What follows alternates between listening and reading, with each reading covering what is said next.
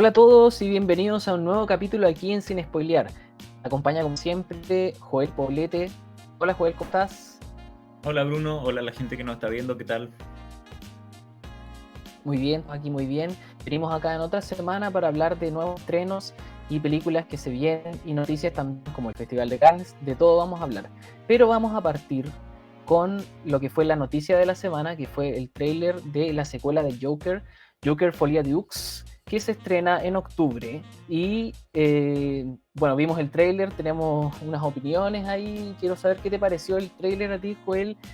Si lo viste entero, porque tú no eres de ver muchos trailers, la verdad, pero saber qué te pareció.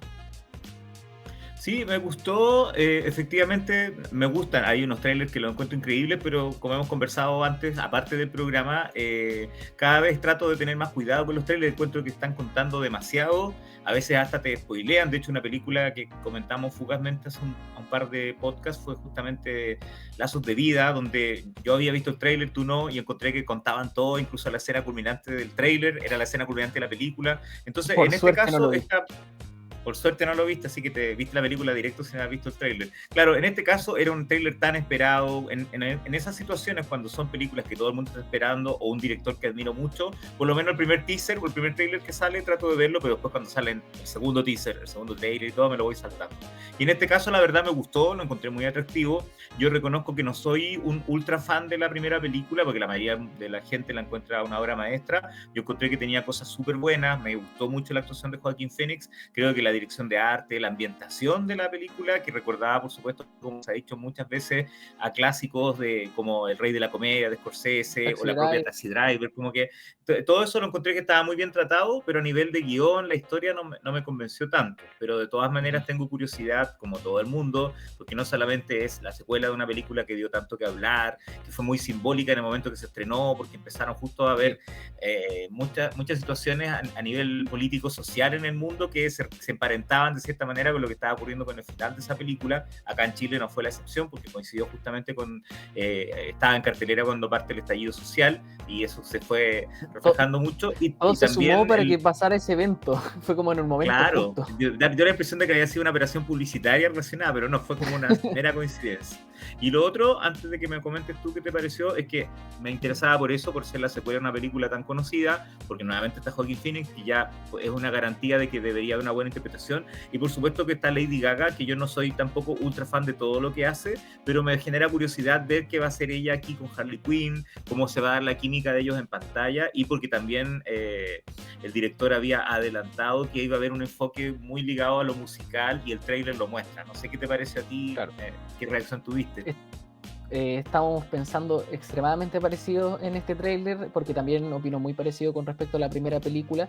A mí me gustó bastante, sin embargo no considero que sea una obra maestra, porque justamente los elementos de guión son los que encuentro que están más flojos, algunos diálogos un poco forzados, algo como muy directo, poca sutileza, pero creo que la película se defiende muy bien, la primera película, por la actuación de Joaquin Phoenix, que está notable, y también me gustó mucho, como tú dices, la ambientación y la fotografía de Lawrence Sher, que como que siento que elevaron la calidad de la película a pesar de que el guión pudo haber sido mejor trabajado.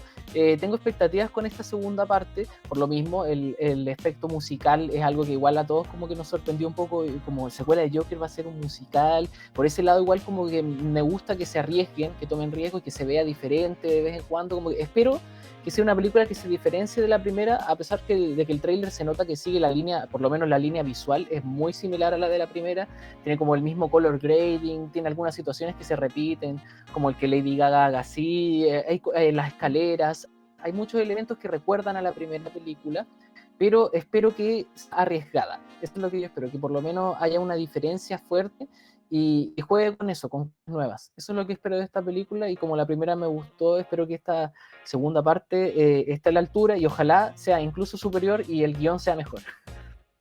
Ojalá, vamos a ver. Yo lo que sí Vamos a ver. creo, ninguno de nosotros la hemos visto, nadie la ha visto todavía, salvo obviamente el equipo de la película, pero yo lo que creo y sospecho que no debe ser un musical, yo creo que debe ser muchos guiños musicales, debe tener números musicales, pero no creo que sea una película musical, pero todavía un enigma, capaz que sí sea un musical, pero yo sospecho que no va a ser directamente un musical. Obviamente, estando Lady Gaga, como que también eso genera inquietud y curiosidad por ver cómo funciona, Claro. no solamente en el ámbito actoral ella, que ya está demostrado que puede ser muy buena actriz, sino que si efectivamente tiene que cantar cantar, por ejemplo. Yo creo que no va a pasar desapercibida sin duda la película, y hay que reconocer que, al margen de que ni a ti ni a mí nos parezca obra maestra, es una película emblemática de los últimos años, y no solamente se convirtió en un éxito de público, sino que a los críticos les gustó mucho, y en los circuitos de festivales. Recordemos que en su estreno mundial terminó ganando el León de Oro en el Festival de Venecia, en la competencia, en un jurado encabezado por Lucrecia Martel, que es una cineasta que uno nunca se hubiera imaginado que iba a terminar premiando Joker. Así que todo puede ocurrir con esta secuela. Todo puede ocurrir, exactamente. Como repitiendo, igual claro, a mí me gustó bastante, y de hecho creo que en su momento me gustó más de lo que me gusta ahora, porque como que ha pasado el tiempo y he podido verle como sus pequeñas pifias, pero me sigue gustando harto la película a pesar de todo. Vamos a ver qué sucede entonces con Joker, y ahora nos vamos con otro tráiler que también es de esta saga de Maxine. Es el tráiler de la tercera película de la saga slasher de Ty West, que partió con X, después vino con su precuela Pearl, y ahora viene Maxine. ¿Viste las 3 películas, Joel? O sea, las dos, todavía no hemos visto Maxine porque no se ha estrenado, pero por lo menos las dos, claro, las dos primeras las pude ver, las vi con desfase, a diferencia de quizás mucha gente que nos está escuchando y oyendo, porque las dos películas empezaron a viralizar mucho entre los cinéfilos, sobre todo a quienes les gustan los slashers justamente, y yo la vi con desfase porque la vi Pearl cuando llegó a los cines, que llegó con muchos meses después, cuando ya mucha gente la había visto pirateada o por otros lados. Entonces yo por suerte me había esperado, no la había visto, y cuando iban a dar Pearl en cines, aproveché de ver X, que estaba disponible, y me parece que todavía está en plataforma, en streaming, así que vi X. Está en Max, creo. Exacto, está en Max. Casi seguro que está en Max. Sí, y después vi entonces en el cine Pearl, debe haber sido en el verano del año pasado, cuando por fin llegó finalmente a la cartelera, y muy sorpresivamente, porque, como digo, mucha gente ya la había visto o pirateada o en otros lados, entonces no se esperaban que iba a llegar a la sala, y llegó a las salas de cine, y la fui a ver al cine, y me gustó haberla visto en cine. La verdad me gustaron las dos películas. No soy fanático de los slashers, salvo las más emblemáticas, pero no sé, por ejemplo Halloween, que es como la casi para muchos la que realmente inició los slashers como se los conoce en el cine contemporáneo, a fines de los 70, esa me gusta mucho. Hay varias que me gustan, algunos de los Scream, por ejemplo, pero en general no soy fan del promedio de los slashers. Encuentro que la mayoría no suelen ser tan buenos, pero en estos dos casos, tanto X como Pearl, me gustaron porque están súper bien trabajados visualmente. Mia Goth es increíble como actriz, sobre todo en Pearl está alucinante la capacidad que ella tiene de evitar ese personaje y hacerlo. Que Pearl lo da todo. Es una película, sí, lo da todo, realmente esa es la mejor forma de definirlo, y sobre todo porque ella es una película de terror, las dos, pero Pearl sobre todo tiene elementos casi como de comedia negra, entonces esa mezcla me gustó, así que le tengo fe a Maxine, y el tráiler creo que cumple con la expectativa. Además tiene un elencazo, no solamente Mia Goth, tiene varias figuras que uno no se hubiera imaginado verlas acá, entonces creo que está atractiva, que transcurre en esa época, que transcurre en este ámbito cinematográfico, entonces creo que puede prometer bastante, y ojalá que cumpla. Sí, completamente de acuerdo, la verdad. A mí también me disfruté mucho de las dos películas anteriores. Creo que sigue como una línea también en términos visuales. Obviamente aquí pasa en los 80, las otras pasan en otras distintas épocas, pero cada una está como adecuada a su tono de terror, y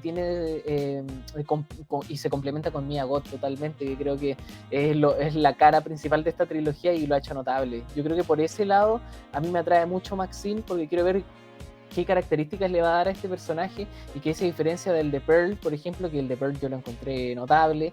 Y bueno, entre las dos películas anteriores, claro, yo tampoco soy muy fan de los slasher, para ser honesto, pero también disfruté de las dos películas anteriores, sobre todo Pearl, porque creo que Pearl es más como un origen de este personaje sádico, y se siente más como una película como de origen, mientras que la otra es literal el slasher, así que se siente como setentero, como de esa época, y me recordó también a Halloween un poco, como tú comentaste. A mí me encanta Halloween, entonces estoy de acuerdo contigo. Creo que las dos películas fueron bastante buenas. No soy mega fan, no las adoro, y ni creo que no creo que sean obras maestras, pero creo que están bastante bien, y esta Maxine pinta para que sea una buena conclusión para una trilogía.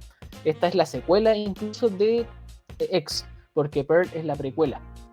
Ahí Exacto. está, a Es pesar de que entretenido que haya pasado eso porque hasta donde se ha dado a entender, no nacieron estas películas como una trilogía, se fue haciendo una trilogía por el camino y creo que a diferencia de otras películas que se convierten en trilogías o en sagas y en franquicias y uno dice por qué están haciendo esto, por qué la están estirando, en cambio esta creo que ha sido muy inteligente, tanto el director como los productores, de ir agregando otras películas y que han funcionado bien, ha sido coherente como en esta especie de universo que está retratando y no ha sido como pasa en otros casos que uno no entiende por qué se hicieron las precuelas o las secuelas y se siguen estirando, como lo que conversábamos en el podcast pasado con Cazafantasmas, con Ghostbusters, que yo no quedé desconforme, pero mucha gente se ha quejado con la nueva película, la han criticado bastante y la idea de reimpulsarla no funciona tanto, entonces como que es interesante este fenómeno que ocurre con muchas franquicias, secuelas, precuelas, y que en este caso algo que no se planificó como tal está funcionando muy bien y ojalá que, como tú decías, concluya también esta trilogía de la mejor manera. Y ojalá que después no nos salgan con, es que hay otra película más y se estire el chicle y Ty West ya quedan como en 6 películas, por favor, ojalá que sea una trilogía y quede ahí y después si quieren retomar años después dejemos pasar el tiempo, porque a pesar de todo X y Pearl salieron muy juntas también, pero ambas muy bien trabajadas. Maxine han pasado como 2 años, creo que si no me equivoco, de Pearl más o menos, y se siente un poco más ya el tiempo, pero ya sería ideal que concluyera la trilogía acá y tener una trilogía sólida. Esperemos que no nos decepcione. Hola.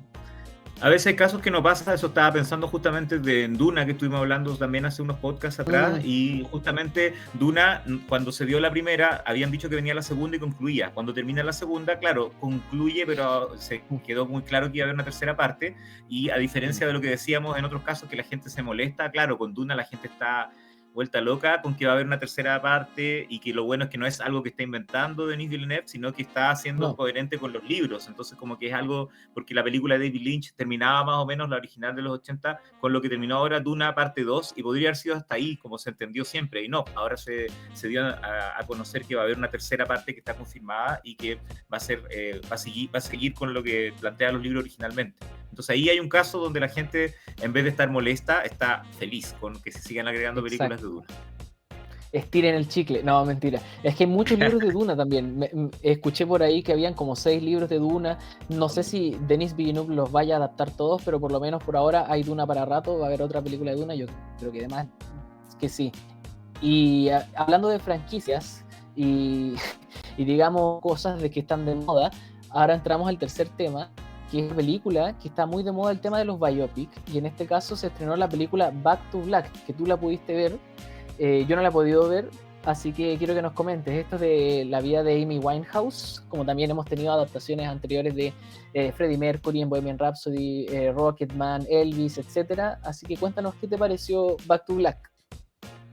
Sí, la verdad es que no es una novedad, podríamos decir, porque desde que existe prácticamente el cine sonoro, siempre se han hecho biografías de grandes músicos, pero como que de repente se ponen de moda. Y justamente la que tú mencionaste, Bohemian Rhapsody, con la vida de Freddie Mercury y lo que implicó él, el grupo Queen y todo eso, claro, estuvo nominada al Oscar, a Mejor Película, exageradamente a mi juicio, y para mucha gente también. Se ganó también exageradamente Rami Malek, Mejor Actor. Y de ahí, en los últimos años, hemos tenido la avalancha de películas, como tú decías, de biografías de figuras de la música contemporánea, algunos ya muertos, otros todavía vivos, pero que son recientes, no son figuras de hace 100 o 200 años. Entonces, interesante este fenómeno, y yo te diría que Back to Black, que efectivamente la pude ver, no es una gran película, no es imprescindible, así que si no la has visto tampoco te voy a decir que partas corriendo a verla, pero sí creo que dentro de lo a veces bastante convencionales que suelen ser muchas de estas películas, está un poquito mejor, sobre todo porque le rescato que, bueno, sobre todo a la gente que nos esté viendo y escuchando, si son fans de Amy Winehouse, yo creo que no van a quedar descontentas, porque se cumple con una buena interpretación de ella, aparece en la mayoría de las canciones más famosas, más emblemáticas, y eso yo creo que es lo que mucha gente está esperando. Y yo no conocía a esta actriz, Marisa Abela, actriz británica, y hace un gran trabajo como Amy Winehouse. La gestualidad, la parte física, como que eso está súper logrado. Entonces, en ese sentido, se cumple con lo mínimo que uno espera de una película musical. Pero el tema es que también, como me refiero a una biografía de una figura musical, pero como también es su vida, yo encuentro que eso no me convenció tanto porque está muy blanqueada, y eso me sorprendió bastante, porque Para quienes no lo hayan visto, recomiendo mucho el documental Amy, que hace unos años ganó Mejor Documental, el Oscar, de Asif Kapadia. Estaba súper bueno ese documental, muy conmovedor, estaba muy bien abordado tanto la figura musical, artística, como la vida de ella, y dejaba muy mal parado al papá, ¿verdad? Entender que el papá de Amy Winehouse se había aprovechado mucho de ella para sacarle plata. Bueno, acá en la película que se estrenó ahora, Back to Black, el papá es casi como un ángel, es muy bueno, la quiere mucho, la cuida, está bien preocupada. Entonces eso, por suerte, a diferencia de la biografía de Bob Marley, que estuvo hace poquito en cartelera y que también era muy blanqueada porque estaba aprobada por la familia de Bob Marley eran productores. En este caso, el papá de Amy Winehouse no es productor de la película Back to Black, pero sí dio su visto bueno y se nota mucho que hay como un blanqueamiento ahí del papá. Entonces eso no me convenció tanto. Sí. Es como ese blanqueamiento que también tuvo Bohemian Rhapsody a ciertos episodios de la banda que trataron de suavizarlos o incluso censurarlos. Y la película la terminaron con Live Aid cuando todavía incluso falsearon el hecho de que Freddie Mercury dijera la enfermedad de SIDA y no fue mucho después. El tema de que sacaron canciones después. Queen duró como hasta el 89, 90 y la película termina en el 85, en el Live Aid, que creo que es el 84 por ahí. Entonces igual... Sí. Hay elementos que siempre meten mano ver la película para, en este caso con el tema del papá, quizás por ahí trataron de blanquear como tú dices, pero a nivel entonces de como película, a pesar de que sigue las convenciones, ¿tú crees que los fanáticos de Amy Winehouse van a quedar igual, van a quedar bien con la película, lo van a pasar bien? Deberían quedar conformes, ya que nunca pudimos verla en Chile actuando en vivo, por lo menos verla en pantalla grande a alguien que se parece mucho y con las canciones emblemáticas creo que funciona bien. En los últimos años tú mencionabas, claro, tuvimos a Freddie Mercury, tuvimos a Elton John en Rocketman, tuvimos una película de Aretha Franklin, tuvimos la de Elvis, por supuesto, que también estuvo nominada al Oscar, tuvimos la de Whitney Houston, que yo no la alcancé a ver, la de Celine Dion, que sí la vi, la de Bob Marley.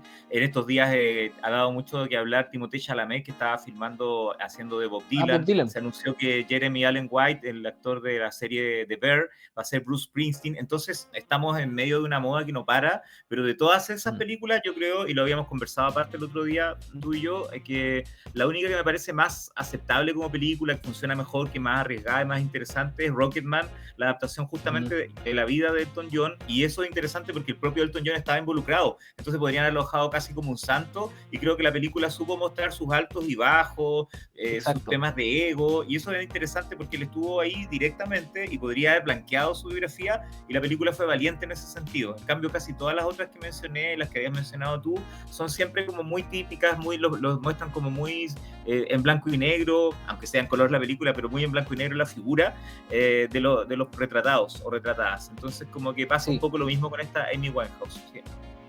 Estoy de acuerdo que la película de Rocketman es la que tiene más matices en el personaje y también lo vemos en sus estados más vulnerables o su estado más completo y no solamente es blanco y negro como tú dices, y además la película esa juega mucho con lo musical.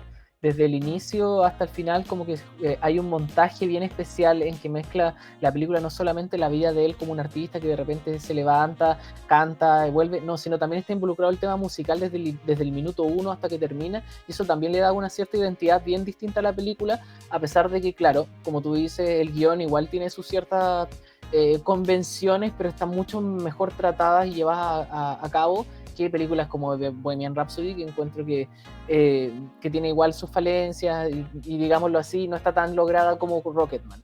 Pero por ejemplo la de Elvis yo encontré que estuvo bien dentro de todo, sin embargo me volvió loco como mucha gente, y también ¿no? que para los Oscar estaba igual exagerada su nominación, a mi parecer.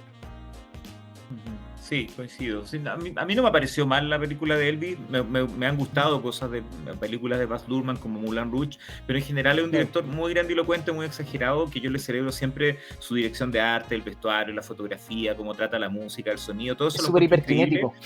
Sí, pero en términos narrativos como que cada vez me agota más, y Moulin Rouge me sigue gustando mucho, la volví a ver hace un par de años y me volvió a gustar, pero las otras la verdad no, el Gran Gatsby y todo eso sobre todo no me convence tanto, entonces me pasó eso con Elvis, pero rescato como hablábamos antes, lo que tú decías de la Rocketman, que además se arriesgó y es una fantasía musical, porque no es totalmente un musical, tampoco es una biopic típica, entonces como una fantasía musical sobre la vida del Elton John, y eso es muy interesante. En cambio todas las otras que mencioné, y también Back to Black ahora con Amy Amy Winehouse, como que siguen la lista, van haciendo check en todo lo que se Claro, espera de una biografía musical, y eso es como un poco como un predecible y poco fome. convencional. Como que se agradece cuando hacen algo distinto, justamente que no sea la típica biografía que van siguiendo como una fórmula. Sí, totalmente de acuerdo entonces. Yo no sabía tampoco de esta actriz, la verdad creo que no la conozco. Y no sé si hay algunas caras famosas dentro del cast ahí de la película.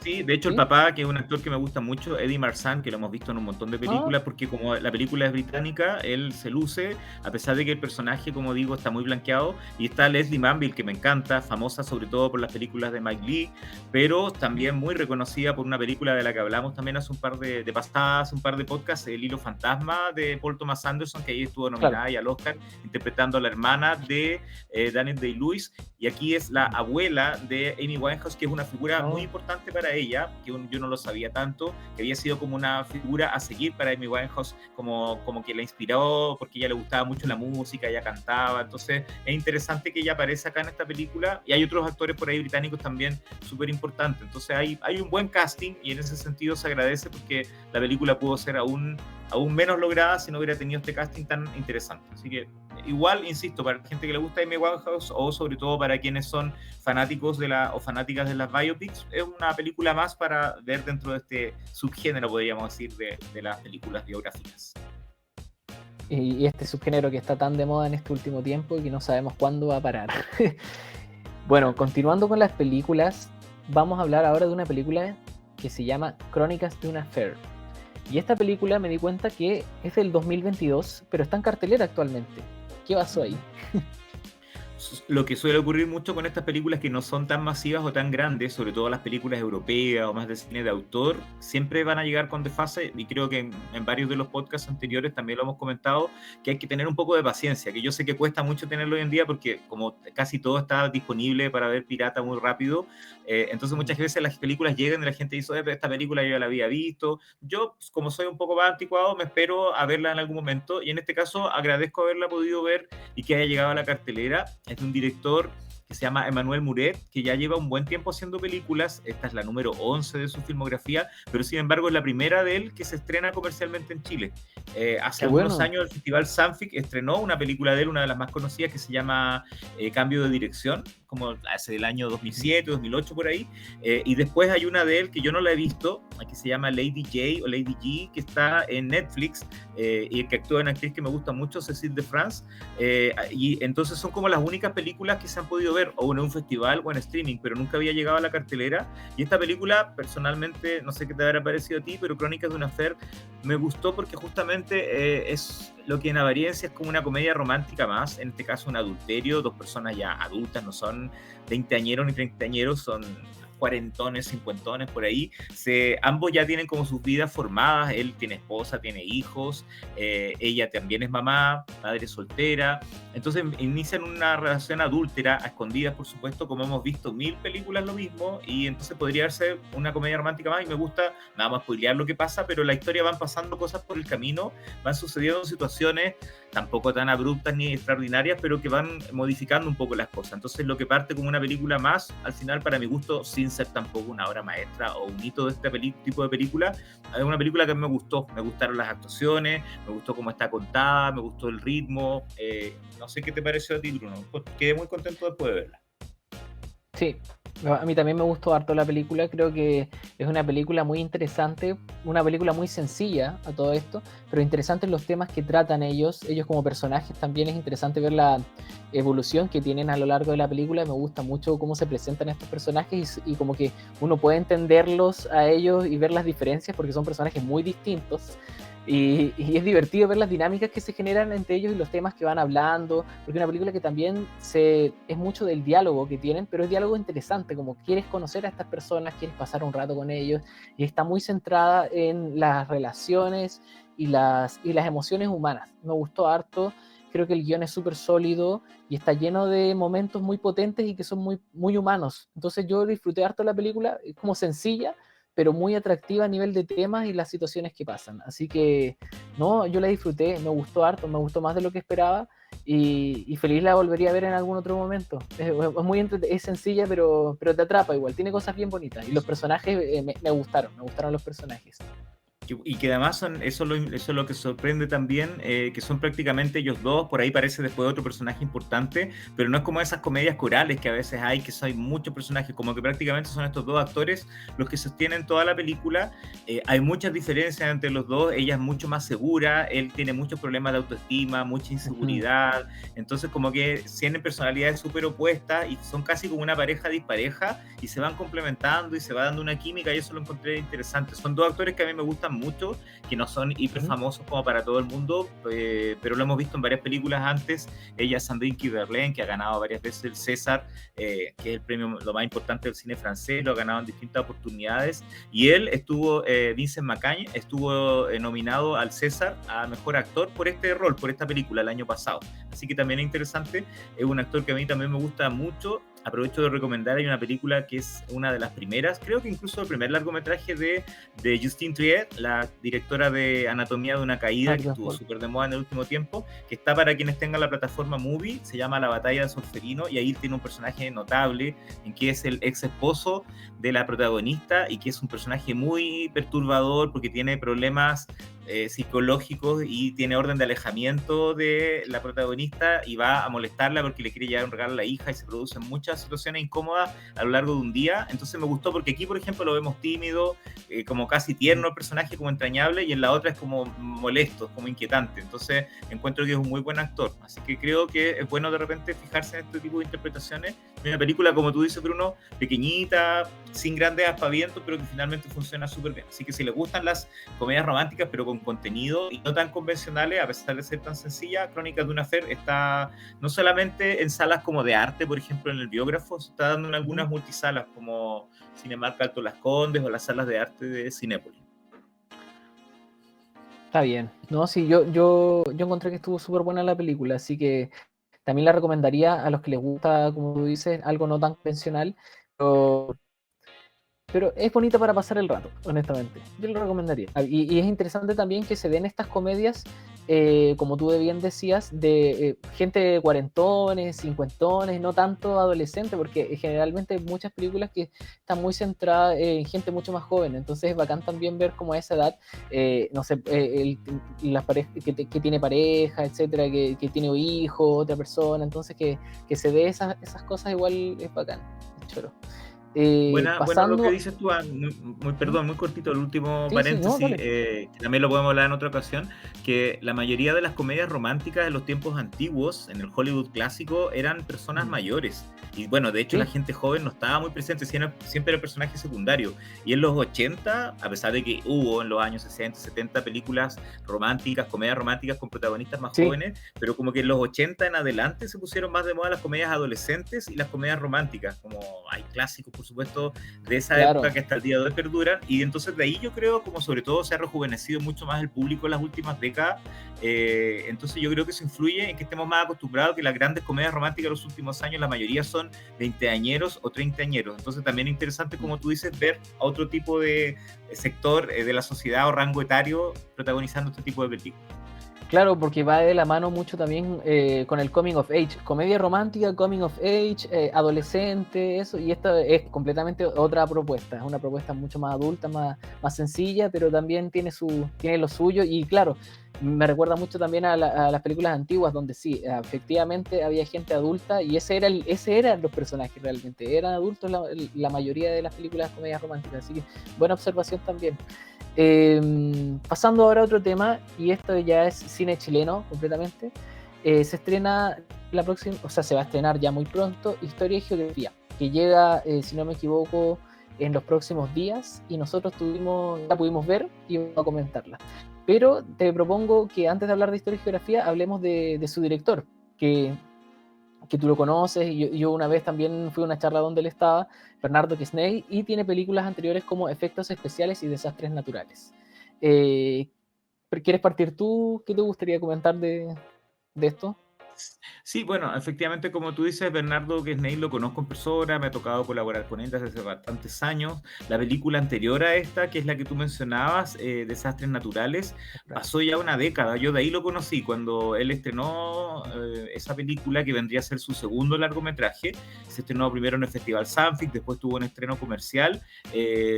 Dio que hablar, pero siempre ha estado, como podríamos decir, en un segundo plano. De hecho, mucha gente a él lo ubica, la gente, sobre todo los fanáticos de los videoclips, o de la música en general, porque se ha hecho muy reconocido y ha ganado premios como director de videoclips, ha hecho talleres y cursos de cómo dirigir videoclips en distintos ámbitos, y es justamente porque ha hecho videoclips para Javier Amena, Jepe, Los Denver, Pedro Piedra, como distintas figuras, y algunos de esos videoclips son muy interesantes y que tienen todo un aspecto cinematográfico, no son como quizás tan convencionales como otros videoclips que se ven a menudo en nuestro medio audiovisual. Entonces mucha gente lo ubica por ese lado, pero como cineasta propiamente tal, no lo han conocido, y creo que es interesante, y te lo había propuesto también, que viviéramos en estos días las películas previas de él, como para estar preparados para hablar de historia y geografía, y aprovechamos de pasar el dato que justamente las dos que tú mencionaste se pueden ver online de manera gratuita. La primera, que es efectos especiales, que es muy especial, valga la redundancia, es del 2011, no tuvo así estreno comercial como en cines, entonces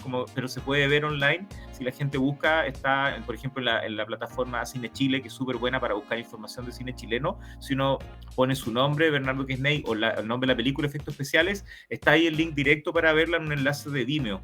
Y es una película bien especial, no sé qué te habrá parecido a ti, sobre todo tú que estudiaste audiovisual y todo, porque es como muy referida a eso, al mundo audiovisual. El propio Bernardo Quesney interpreta al director de un cortometraje que están filmando con dos actrices en un lugar muy random, así como en plena naturaleza, que es muy raro porque son dos Sí, amigas que se encuentran y van improvisando mientras están haciendo el corto, y eso produce una serie de situaciones muy hilarantes, algunas muy ridículas sí, realmente, y que yo creo que la gente que estudió audiovisual o cine también se va a reír mucho, porque justamente se burla de cierta manera de hacer cine, de estos cortometrajes improvisados, exacto. del trabajo en equipo. No sé qué te pareció a ti, Bruno, tú mirándolas de tu óptica, como digo, tú estudiaste especialmente eso, entonces no sé qué te pareció. Yo la vi como espectador nomás.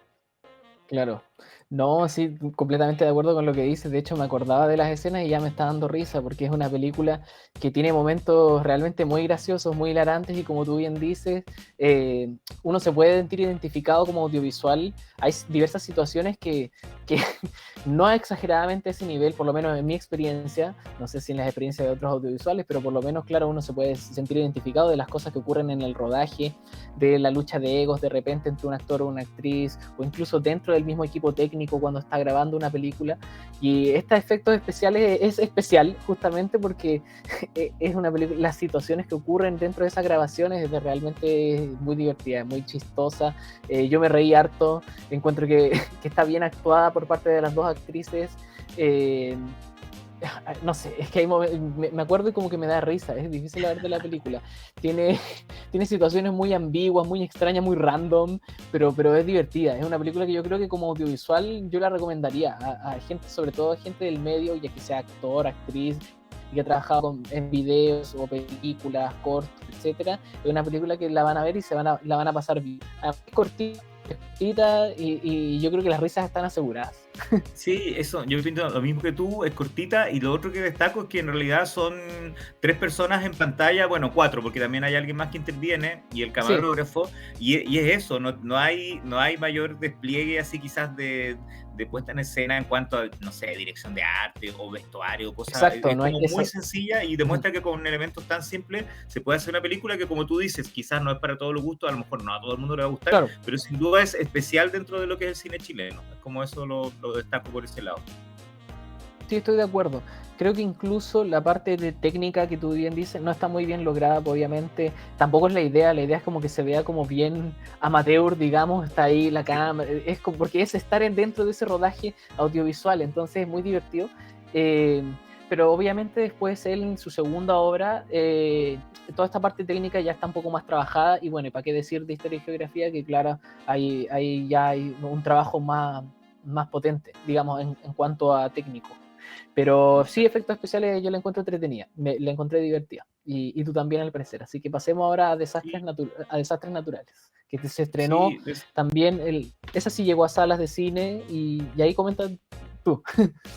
Sí, no, claro, lo que estaba comentando es que con esa película él tampoco es que se hizo famoso o se convirtió en alguno de estos cineastas más de moda del cine chileno, pero por lo menos tuvo una mayor llegada, estuvo en festivales, se mostró mucho más y como tú decías, se nota que hay como un poquito más de trabajo en la parte visual, es una historia distinta también con un humor muy especial, porque hay que decir que él tiene un humor muy particular y eso cuando hablemos de historia y geografía también lo podremos comentar. Él se ríe mucho de cómo somos los chilenos en varios aspectos, sus diálogos son muy divertidos, muy chistosos y en Desastres Naturales se ríe un poco de la educación, porque es una profesora quien la interpreta a la gran Anita Reeves, que está súper bien en este personaje, y hay varios actores y actrices famosos y conocidos, aparecen sus dos actrices de la película anterior de efectos especiales, también acá, Fernanda Toledo y Paola Latus, pero también aparece Catalina Saavedra, Amparo Noguera, que las vamos a ver ahora en Historia y Geografía, entonces se va dando una continuidad en los equipos con los que él trabaja, y aquí se ríe un poco de la situación del colegio, claro, hay una pequeña rebelión, podríamos decir, entre los estudiantes, la profesora que debería haberse ido, como que desestabiliza todo, entonces pasan muchas cosas que es Sí, mejor no adelantar, pero hay mucho caos, entonces por eso la película habla de desastres naturales y no una película de desastres, de catástrofes hollywoodenses, no, no, como podría imaginarse uno por el título, no, los desastres están pasando al interior del aula y ahí se está criticando justamente la educación chilena, la relación entre los profesores y los estudiantes, cómo se aprende, cómo se enseña, entonces creo que está interesante eso, exacto. y ahí en desastres naturales también hay que aprovechar de decir, como comentaba antes, por efectos especiales, que también se puede ver gratis y online, está en la plataforma Onda Media, así que se puede ver para quienes les interese conocer quizás la filmografía antes de ver ahora en cines Historia y Geografía, ver las dos películas anteriores de él. ¿A ti igual te gustó también Desastres Naturales, o no? Me gustó, claro, la verdad es que tengo como algo especial con efectos especiales, que creo que por eso me gustó más efectos especiales, a pesar de que en términos técnicos Desastres Naturales tiene mejores actuaciones, hay una mejor propuesta, claro, y se nota que hay más presupuesto también, hay más actores famosos y tiene más personajes. Me gustan las ideas de la película, encuentro que también no es 100% una comedia, a diferencia de la otra, creo que también juega un poco ya en temas un poco más serios, juega el drama también. Hay momentos que igual son como que dan pena, como que uno puede sentir empatía por esta profesora de cierto punto. Entonces, es una película un poco más compleja también, que tiene más temas, como que hay más propuestas de más cosas. Y a veces es bastantes cosas que propone y a veces algunas cosas eran mejor que otras. Entonces creo que en la película la propuesta es muy interesante, la crítica está ahí, creo que está bien actuada. De todas formas tiene ese tema que es necesario, yo creo, como ponerlo, como hablarlo a través del cine, el tema de la educación, ¿cachai? Que estamos pasando acá, pero en general como que conecté con la película, pero hasta cierto punto, creo que quizás se alarga un poco al final, hay algo como que no conecté tanto, igual de todas la pasé bien viéndola. Igual hay momentos chistosos, su humor está presente a través de una, hay una que está dentro que es muy divertido, no voy a spoilear nada, pero de los momentos más como inesperados aparece y me da mucha risa. Entonces es genial esa mezcla de humor con drama. Y sí, está interesante la película. No sé qué opinas tú. Sí, sí, concuerdo con lo que decías. Yo me reí, no la he vuelto a ver, la verdad, la vi en esa época, tú en cambio la viste ahora hace poquito, la tienes más fresca, no la he vuelto a ver en 10 Ujú. años, pero en su momento me gustó, me reí, me gustaron las actuaciones, no me convenció totalmente, igual que también efectos especiales, que prefiero no spoilear, pero como que encuentro que en ambas películas, y también me pasa con Historia y Geografía de la que vamos a hablar ahora, que me gustan mucho, pero como que la forma en que concluyen no me convence 100%, o encuentro que se va diluyendo un poco el mensaje, me ha pasado con sus tres largometrajes hasta Sí, ahora, pero sin duda me gustó igual Desastres Naturales y ahora creo que está bien que podamos hablar de Historia y Geografía, que claro, llega el jueves 18 a la cartelera y destacar también, por eso queríamos, tanto tú como yo nos habíamos puesto de acuerdo para hablar de estas películas, porque como decíamos, un director no tan conocido y también la comedia en Chile es un tema súper complicado, porque a pesar de que varios de los títulos más famosos del cine chileno, más exitosos, han sido claro. comedias, Sexo con Amor, Chacotero Sentimental, que son ya de Sin hace más de filtro, 2 décadas, de Stefan y en Kramer. los años recientes Nicolás López, que hoy día,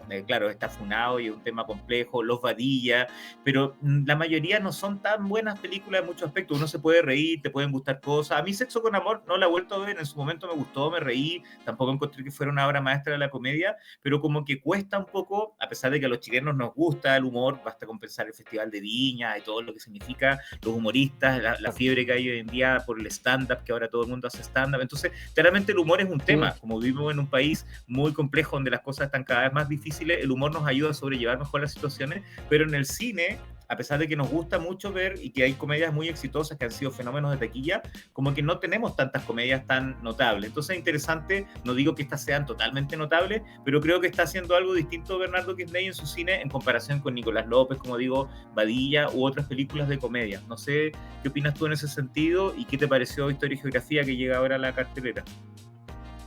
No, claro, que creo que es difícil hacer humor, pero sobre todo es lo que más, lo que hoy en día está más en boca de todos. Todos queremos ver estos programas que están saliendo también ahora, el Antídoto, que está actualmente. Yo creo que es importante, que el humor es necesario, y sobre todo en nuestro país creo que es importante que esté, y claro, como tú bien dices, en el cine se ha destacado todas estas películas, las más exitosas han sido de humor o no simplemente de humor, sino como películas animadas, pero claro, películas que te sacan un poco, digamos, de la burbuja que vivimos y el día a día de nuestra cotidianidad.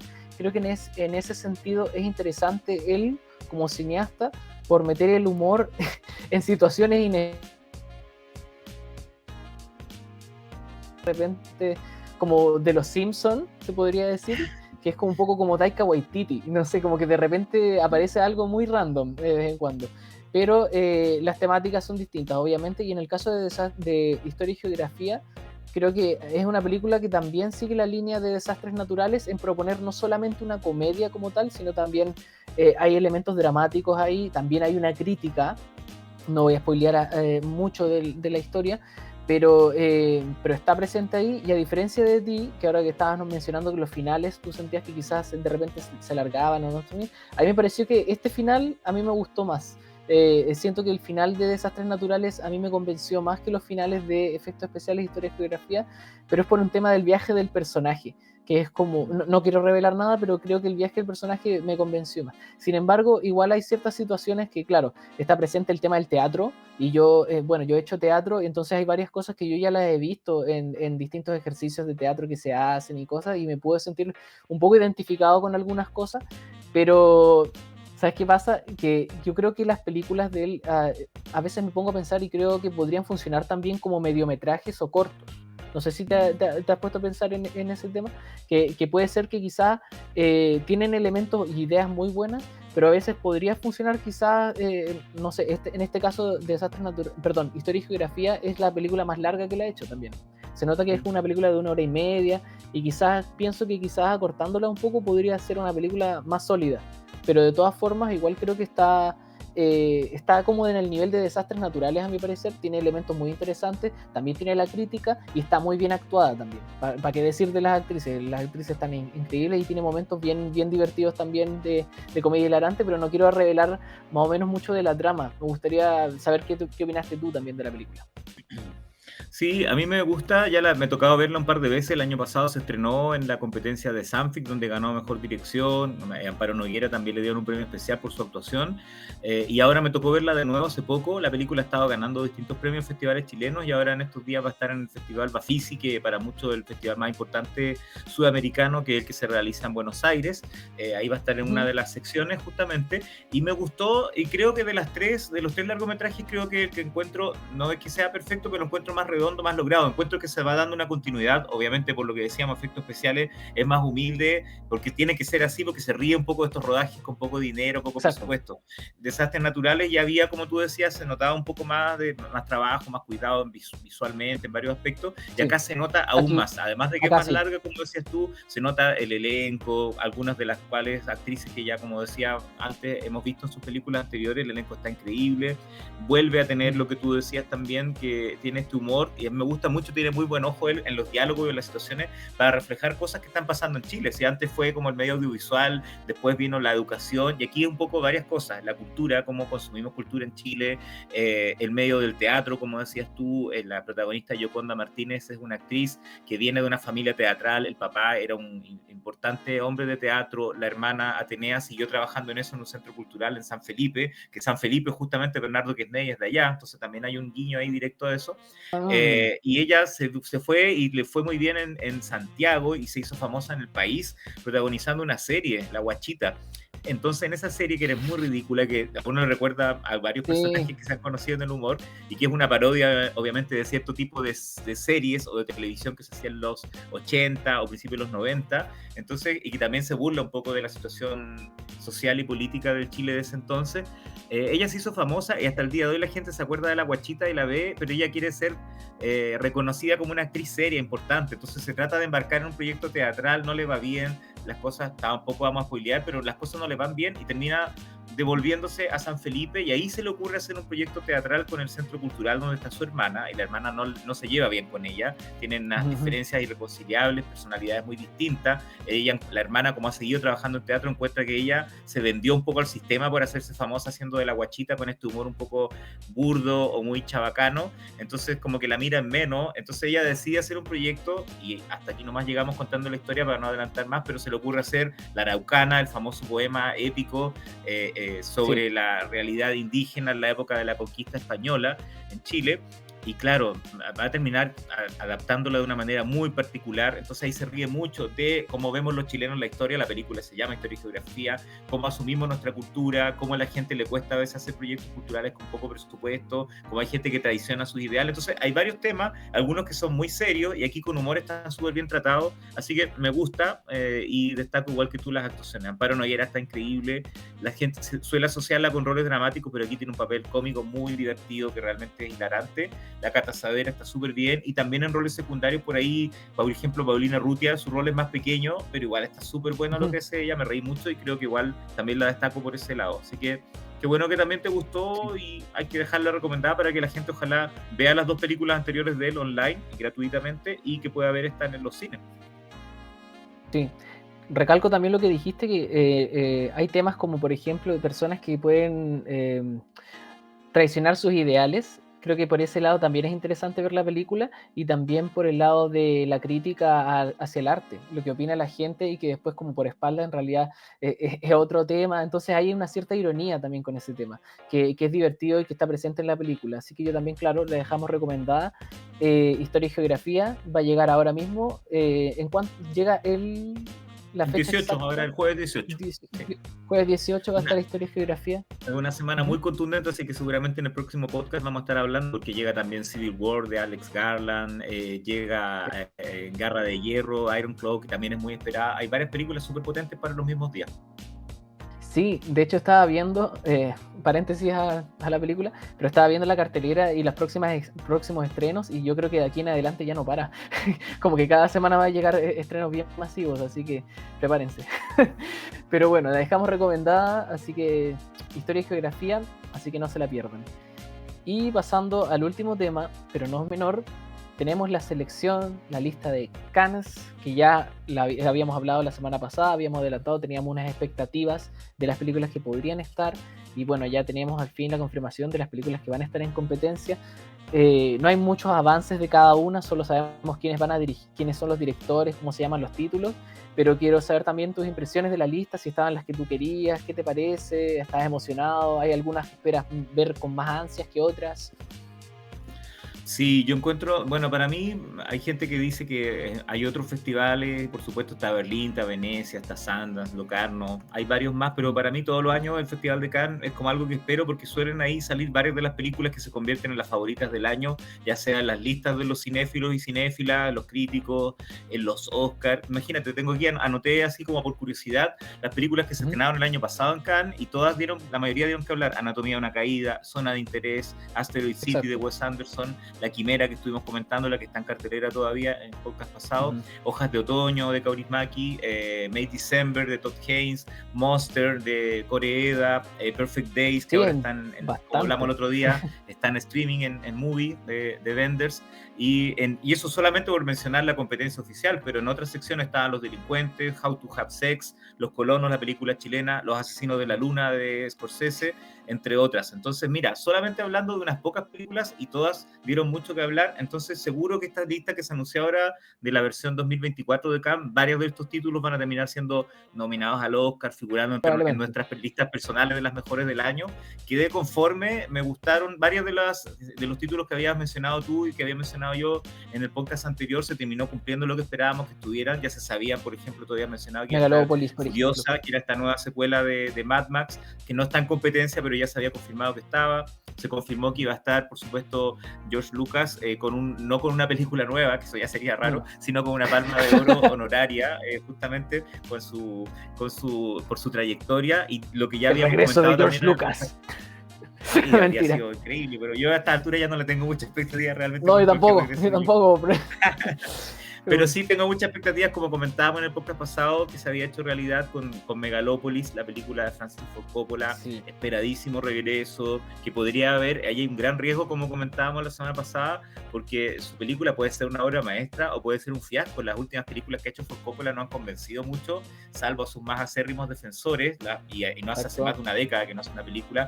Esta la estaba tratando de filmar Megalopolis desde los años 80, tiene un elenco espectacular, pero él podría haber regresado como película inaugural, película especial, como el año pasado Scorsese, que no estuvo en competencia con la Luna, y no está en competencia. Entonces, wow, como que el jurado encabezado por Greta Gerwig va a tener un gran desafío ahí, porque ya tener a Ford Coppola en competencia y no darle nada, quizás hay gente que va a mirar mal, pero está potente la competencia. ¿Qué te pareció a ti de lo que hay? ¿Qué te llama más la atención? ¿Están todas las que esperabas? ¿Alguna ausencia?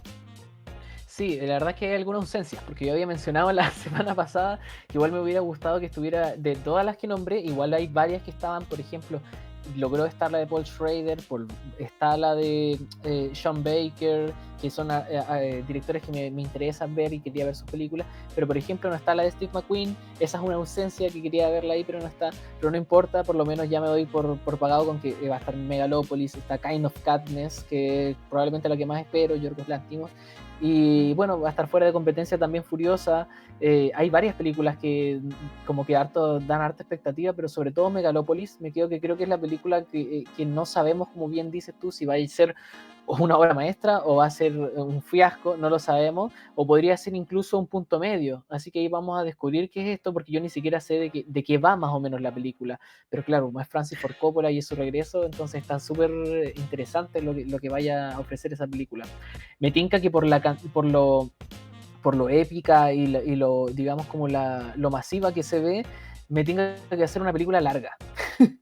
Conociendo Yo también creo que va a ser larga y también espero, por lo menos, como dices tú, que sea al menos punto medio. Yo a esta altura, obviamente con lo que hizo Ford Coppola ya podrían hacer más películas, ya tiene un lugar asegurado en la historia del cine y todos lo reverenciamos, y lamentable lo que pasó en estos días, que falleció su esposa, Eleanor Coppola, que era súper importante y que probablemente iba a ser muy bonito que ellos regresaran al Festival de Cannes. Él no había estado en competencia en Cannes desde Apocalipsis Now, donde ganó la Palma de Oro. Ella hizo un documental muy bueno, Hearts of Darkness, a partir de la realización de esa película mítica, y entonces era su regreso a una competencia después de más de 40 años. Probablemente iban a ir acompañados y ahora va a ser un poco agridulce este regreso, así que vamos a ver qué pasa, pero como tú dices, ojalá al menos sea término medio. Quizás no va a ser una obra maestra, porque a esta altura es difícil que haga un Padrino 2, Apocalipsis Now o La Conversación, pero igual hay hartas expectativas con lo que vaya a salir de ahí. Yo aprovecho de comentar que algunos de los nombres que sí esperaba estuvieron seleccionados, como Cronenberg, Pablo Sorrentino, que lo habían mencionado, Lanthimos, que tú lo mencionaste ahora, Jacques Audiard, un director francés que me gusta mucho, Andrea Arnold, que me gusta bastante también. La última película que habíamos visto de ella había sido un documental, la película Co, sobre esta vaquita, que nos mostraba un poco el proceso de una vaca desde el comienzo hacia el final de su vida. Sean Baker, que ya lo mencionaste tú. Creo que hay nombres muy buenos. Destaco a un director que me gusta mucho, que no es tan masivo, pero que me han gustado mucho sus películas, que es el cineasta Miguel Gómez, de Portugal, que es un gran director, primera vez en competencia en el Festival de Cannes, porque ha estado antes en otras secciones, ha estado en la competencia de Berlín, pero nunca había estado en la competencia oficial de Cannes, así que hay harto. Bueno. Ya Shanké, que es uno de los grandes cineastas asiáticos, Paul Schrader, que lo mencionaste tú, que también es otro regreso muy esperado, porque Bull Trader, mucha gente ya no daba nada por él en los últimos hace una década, y estrenó Claro, incluso una película en el Festival de Cannes en sección paralela, y de repente en Venecia como que le empezó a ir muy bien con los últimos estrenos que ha tenido, incluso logró por primera vez ser nominado al Oscar como mejor guión, y ahora como que todos los exacto. últimos años era Venecia, Venecia, y ahora vuelve desde de los años 80 Ujú. que no tiene una película en competencia en Cannes, y ahora está de vuelta con una película también muy esperada porque es su reencuentro con Richard Gere, que fue protagonista de una de sus películas más conocidas, American Gigolo, y también está Uma Thurman, está Jacob Elordi, que está súper de moda. Entonces hay muchas expectativas con esa película nueva de Paul Schrader. Vamos a ver qué pasa. Lo que sí, una cosa cortita como para no alargarnos tanto con eso, lo que sí tú decías, Ujú. Bruno, y espero yo que a pesar de que esta selección se dio a conocer, nunca hay que olvidar que en la competencia oficial siempre se anuncia y después unos días después agregan un par de títulos más. Quizás por ahí puede haber algunas películas que tú esperabas, y también recordar que en las secciones paralelas, la quincena realizadores, la semana de la crítica, a veces algunas de estas películas esperadas pueden ser incluidas. Así que es interesante esperar lo que suceda, y también para la gente que también no podemos dejar de mencionarlo, que hay mucha gente, conocidos y conocidas mías, que se quejaron de que hay poca presencia femenina y que el cine latinoamericano, aunque hay un par de directores, por lo menos está Karim Ainuz, que es director brasileño, pero no con una película brasileña propiamente tal, que se echa de menos, como casi todos los años pasa en la competencia oficial, presencia latinoamericana, que suele estar destinada solamente como a las secciones paralelas. Y claro, no hay suficientes mujeres, se dicen. Yo ahí creo que es un tema siempre discutible, complejo. Hay 4 Sí, realizadoras de 19 películas, todavía se puede anunciar otra más por ahí. No creo que sea tan fácil de abordar. Es un tema, como digo, complejo, que daría para mucho hablar, pero sin sí, duda son temas que cada vez se están discutiendo más, que hay poca presencia latinoamericana y que por mucho que haya 4 y, realizadoras, se considera ujú. que no es lo suficiente. Y eso que la directora del jurado es Greta Gerwig también, Sí, claro. sí. Interesante también Vamos a que ver. los directores de jurado últimamente, por ejemplo en Venecia, me acuerdo que el año pasado fue Damien Chazelle, ahora acá en Cannes es Greta Gerwig, son directores que igual son como nuevos, que están, digamos, como de la camada de ahora. Interesante que ellos sean los miembros del jurado. No sé, lo encuentro como, como curioso, pero interesante.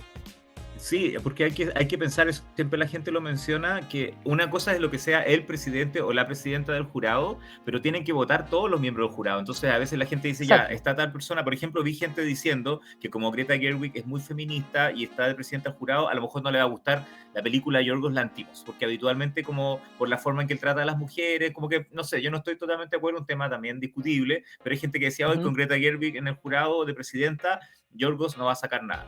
El año pasado estuvo de presidente del jurado Ruben Östlund, el director de Triángulo de la Tristeza, de The Square, y salió como Ah, sí. ganadora, como la Palma de Oro, salió Anatomía de una Caída, que en varios aspectos podría coincidir con lo que le gusta hacer. Pero claro, son distintas Mm. personas en un jurado, y no porque haya un presidente va a necesariamente ser la decisión de él. Y hay varios ejemplos Claro. históricos de películas que ganaban la Palma de Oro que tú dices, ¡ay, qué raro! Como cuando ganó La Vida de Adele, y el presidente del jurado era Steven Spielberg. Yo no puedo imaginar algo más distinto Oh, que La Vida de Adele con Spielberg. Entonces, como pasan cosas sí. así. Curioso. Yo, claro, yo no me apegaría mucho a como decir, no creo que calce con esta persona, hasta a ver, porque también la opinión es de las demás personas, porque el jurado son muchas personas las que votan ahí. Entonces yo creo que vamos a ver qué sucede, pero que está interesante la selección, está interesante. De ahí obviamente van a salir películas que van a estar en la lista de lo mejor del año, final de año. Yo creo que absolutamente sí, y también algunas nominadas probablemente a los premios, a la temporada de premios del 2025. Así que eso ha sido el capítulo de hoy día. Hemos hablado de hartos temas, estuvo interesante la charla, pero nos vamos y nos vemos en otro capítulo para la próxima semana. Así que eso. Chao, que estén Nos bien. vemos. Chao, chao.